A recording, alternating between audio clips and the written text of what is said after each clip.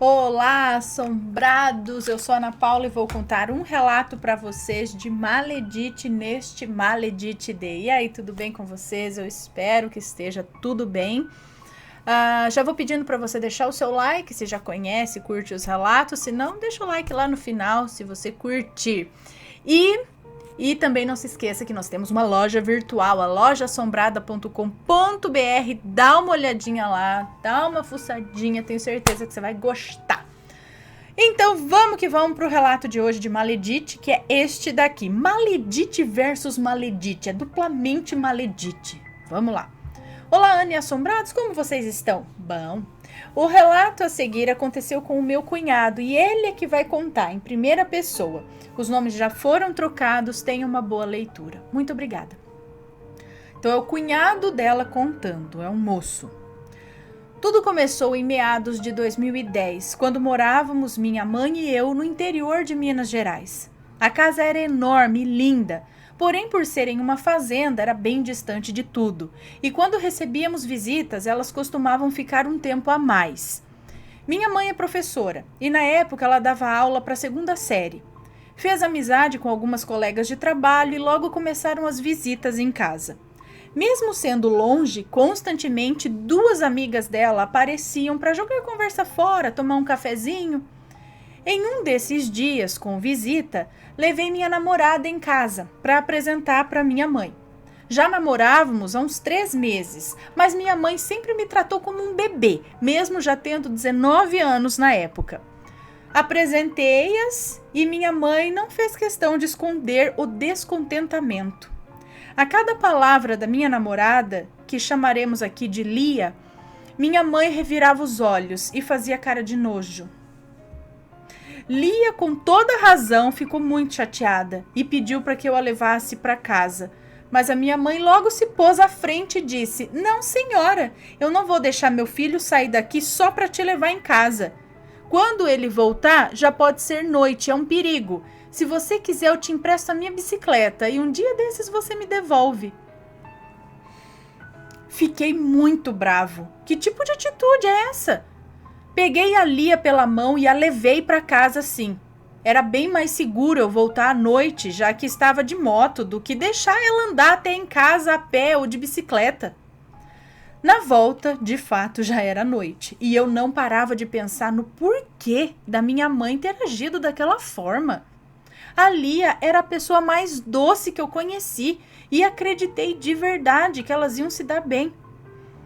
Chegando em casa por volta das 7 da noite, as amigas da minha mãe ainda estavam com ela. E quando passei pela sala, reparei que estavam com um pequeno livro escrito Simpatias Simples e Poderosas. A capa era vermelha e possuía uma figura de uma maçã com uma vela preta enfiada. Me lembro do nome, pois a minha mãe ainda o tem. Fiquei meio curioso, me sentei ao lado delas e perguntei do que se tratava o livro. As mesmas disseram que eram orações e mandingas para conseguirmos mais fácil coisas que desejamos. Na hora já perguntei se podia ficar rico. E para o meu espanto, a resposta de uma delas foi que sim. Mas a outra contorceu o rosto e disse que esse tipo de coisa não se é adequado fazer, pois as consequências poderiam ser catastróficas. Minha mãe sorriu, disse que é bobagem, pois só sofriam pessoas fracas, e ela não era nem um pouco fraca. Passando-se alguns dias, eu decidi ir até a casa da Lia, para ficarmos o fim de semana juntos, já que durante a semana ela não podia ir até minha casa e nem fazia questão também por causa da minha mãe. Antes de sair, fui beber um copo d'água e na cozinha estava uma das amigas da minha mãe, a mais velha, que chamaremos aqui de Filipa. Ela estava fazendo chá para minha mãe e enquanto eu bebia a água, ela me ofereceu. Neguei e decidi perguntar sobre o livro de simpatias. Ela já me cortou dizendo: "Oh, meu filho, não mexe com essas coisas não. Quando começam a fazer, nunca querem parar. E ninguém pensa que o que vem fácil vai fácil. É doloroso. Não, que o que vem fácil vai fácil e doloroso." Eu dei uma risadinha, pois pareceu muito uma frase de efeito. Disse que tudo bem e me despedi para sair. Já na porta, minha mãe me chamou e perguntou se eu iria na casa da Lia. Eu assenti e ela me entregou um pingente azul. Falou para eu entregar para Lia e pedir desculpas por ela, pois não estava muito bem na última visita e se sentiu mal posteriormente por ter feito aquilo. Pois bem, assim o fiz. Ao chegar, entreguei para ela e disse o que a minha mãe pediu. Ela prendeu o pingente na cordinha do celular. Na época, todo mundo gostava de usar enfeites pendurados no celular. E após isso, nós aproveitamos a noite como um bom casal faria. Exatamente 7 dias depois, Lia me mandou alguns SMS falando que não estava se sentindo bem, estava com dor de cabeça, enjoos, fraqueza e queda de pressão constantes. Imediatamente imaginamos que ela estaria grávida. Não perdi tempo, levei-a no médico e ela fez um exame de sangue, o qual negou a possível gravidez. Passando os dias, ela continuava fraca e os sintomas não sumiam, e os médicos sempre dizendo que deveria ser virose. Quando já estava há quase um mês nessa situação, do nada ela parou de me responder por SMS. Fui até a casa dela para saber se estava tudo bem e foi a mãe dela quem atendeu. Me disse que a Lia ficaria bem e que não queriam que eu fosse até lá novamente. Devolveu o pingente que a minha mãe havia dado para ela e nem sequer me deu chances de perguntar se fiz algo de errado para merecer ser tratado dessa forma. Fechou a porta na minha cara e apagaram a luz da varanda. Tudo que eu podia fazer era ir embora. Tentei ligar para ela várias e várias vezes, mandava mensagens, aparecia na casa dela às vezes, mas nunca dava em nada. Fiquei muito chateado, pois eu gostava muito dela. Passando-se os meses, conheci outra garota. Com ela era tudo mais intenso. Eu sentia como se junto dela eu pegasse fogo de dentro para fora. Certa noite, levei-a para minha casa. Minha mãe estava lá com as suas amigas e imediatamente repararam a menina de cima a baixo. Foi desconfortável até para mim. Mas essa minha ficante, que vou chamar aqui de Márcia, não se abalou com isso. Ela se apresentou a todas, sentou no sofá entre elas e papeou até tarde da noite. A chamei para o meu quarto e ela veio toda serelepe, mas assim que fechou a porta começou a falar. Misericórdia, fulano, eu não vou me dar bem com elas. Que energia pesada! E me desculpe, mas sua mãe parece uma cobra. Essa já deu na lata. Eu ri, mas pensei ser algo de primeira impressão e que isso logo passaria. Márcia diariamente me visitava, a ponto de quase morar conosco. No meu guarda-roupas já tinha mais roupa dela do que minha. Enfim, certa noite fui até a cozinha pegar uma garrafa d'água e ao olhar para o jardim, vi a minha mãe e sua outra amiga, que vou chamar aqui de Flávia, abrindo um buraco perto do muro e colocando algo lá dentro. Eu só conseguia pensar no porquê de estarem cavando lá fora perto da meia-noite. E o motivo da Flávia ainda estar lá, né? Quando voltei para o quarto, comentei com a Márcia o que tinha flagrado e imediatamente ela foi olhar pela janela, mas elas já não estavam mais lá. No dia seguinte, Márcia e eu não aguentamos de curiosidade e fomos olhar quando a minha mãe estava trabalhando. Ao desenterrar, vimos uma caixinha preta. Dentro dela havia um coração de pano todo espetado com agulhas. 2 bonecos amarrados, um de costas para o outro, e entre eles uma gilete, daquelas de colocar em navalha. Achei muito bizarro. Márcia começou a desfazer aquelas amarras com cuidado, enquanto falava coisas que eu não compreendia. Naquele instante eu senti um arrepio horrível. Pedi para ela não mexer, pois não sabíamos do que se tratava e podíamos nos encrencar. Ela disse que sabia muito bem do que se tratava e que daria logo o troco.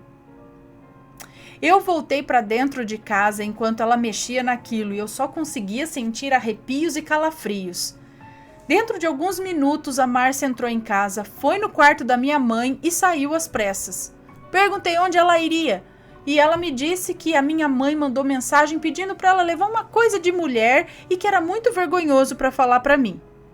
Na hora imaginei que ela levaria absorventes, então não me dei o trabalho de averiguar. Márcia demorou um pouco, mas chegou em casa toda saltitante. Estranhei um cheiro nela, parecia cigarro. Logo perguntei se ela havia começado a fumar por alguma razão, e ela disse que passou perto de um fumante na rua. Alguns dias depois, os arrepios e calafrios começaram a ser constantes. Eu sentia o ambiente pesado, como se uma massa me pressionasse para baixo. E em um certo dia, vi algo perturbador. Passando pela porta do quarto da minha mãe, eu senti aquele cheiro característico de pólvora. Achei meio estranho e decidi bisbilhotar. Olhei pelo vão entre o chão e a porta e daí eu pude ver. Minha mãe estava toda contorcida, com uma expressão de raiva, os punhos fechados, e ela fazia sons como os de um porco. Em volta dela havia um círculo com algum tipo de pó vermelho, e sentada na cama dela estava a Flávia, lendo algo nesse tal livro de simpatias. Não sei onde estava a pólvora, pois eu não vi fogo nenhum, mas o cheiro era muito específico, eu tenho certeza absoluta de que era pólvora.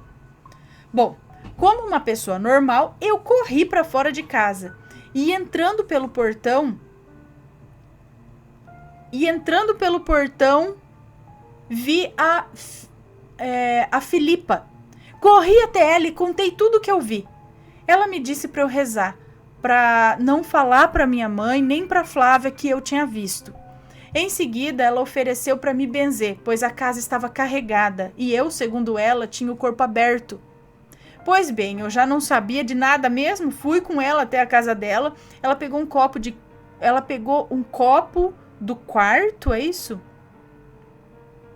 Ou pegou um copo de quarto, não sei, colocou água até a metade, pegou 5 brasas do fogão a lenha e colocou na água. Em seguida, pegou umas plantinhas, que eu não sei dizer ao certo o nome, enfiava no copo, passava pelo meu corpo dizendo algumas palavras inaudíveis e em seguida balançava a plantinha respingando água no chão.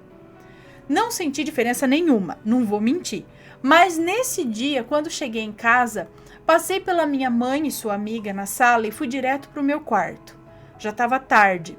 Márcia não havia me dito que não dormiria comigo, então eu fiquei preocupado e comecei a ligar para ela.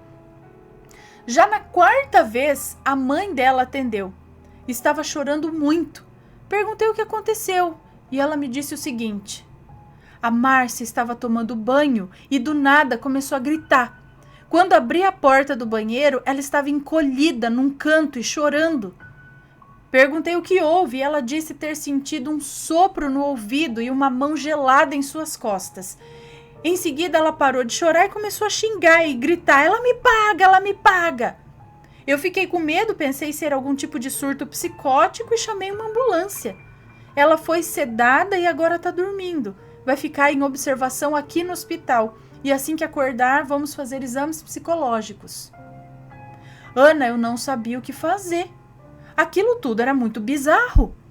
Decidi ir até o hospital para saber como estavam e acabei passando a noite para fazer companhia. Eu não consegui dormir em momento algum. O tempo inteiro eu ouvia grunhidos vindo dos corredores ou do banheiro do quarto. Quando tentei relaxar um pouco na cadeira, eu pude ver um braço sobre a Márcia. Era magro, pálido, com muitas veias. As mãos eram esqueléticas, com dedos longos e unhas grandes e encardidas. Aquilo estava abraçando ela. Eu levantei rápido da cadeira, fazendo a cadeira cair, o que fez a minha sogra acordar. Falei o que eu vi e ela me disse que antes de eu chegar, tinha visto a mesma coisa. Ela segurou na minha mão, pediu para eu fechar os olhos e rezamos um Pai Nosso juntos. Depois disso, eu consegui dormir um pouco. Pela manhã, Márcia fez os exames que deveria fazer e passaram para ela um remédio, diagnosticando como crise de ansiedade.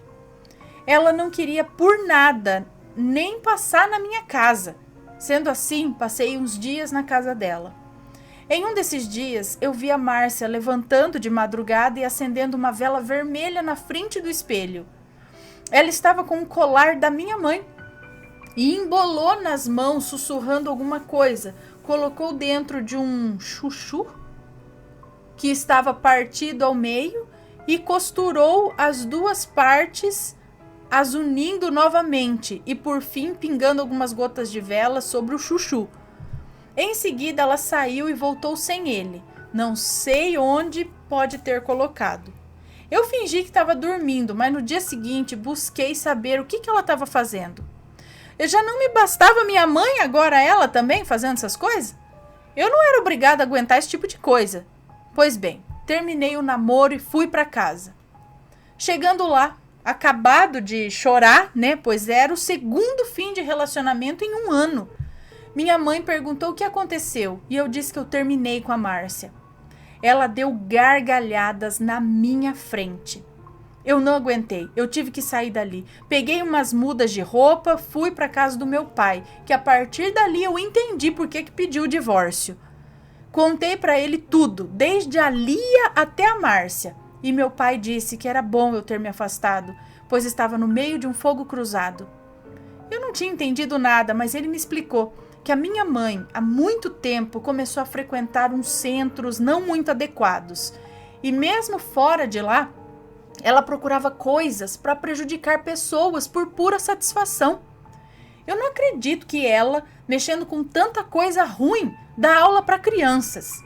Olha, me deu vontade de contar para os pais e fazer com que eles mudem os filhos de escola, mas eu deixei para lá. Já estava acabado demais. Cerca de 2 meses que eu estava na casa do meu pai, ele começou a perguntar da minha mãe. Só falava dela o tempo todo. E foi assim, muito repentino. Era muito estranho, pois ele aparentava não querer nem ouvir o nome dela. E agora, do nada, já estavam saindo nos finais de semana de novo. Perto de 1 semana depois, o meu pai vendeu a casa dele e foi morar novamente com a minha mãe. Eu já estava sem chão, não sabia o que estava acontecendo. Era tudo muito bagunçado.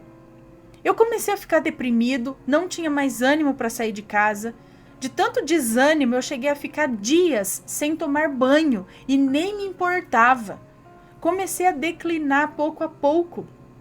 Meu irmão, que estava no Rio de Janeiro estudando, voltou para casa naquela semana e se espantou quando viu o meu estado. Gente, eu fedia. E por incrível que pareça, só ele reparou. Meus pais não se importavam, não viam ou fingiam não ver. Meu irmão me deu uma bronca e me jogou no banheiro para eu tomar um banho. Quando ele chegou, parece que eu senti assim uma luz na minha vida. Ele me trouxe tranquilidade, paz e alguns cascudos. Me xingou muito por meu quarto estar tão fedido quanto eu. Mas não tardou e ele começou a namorar.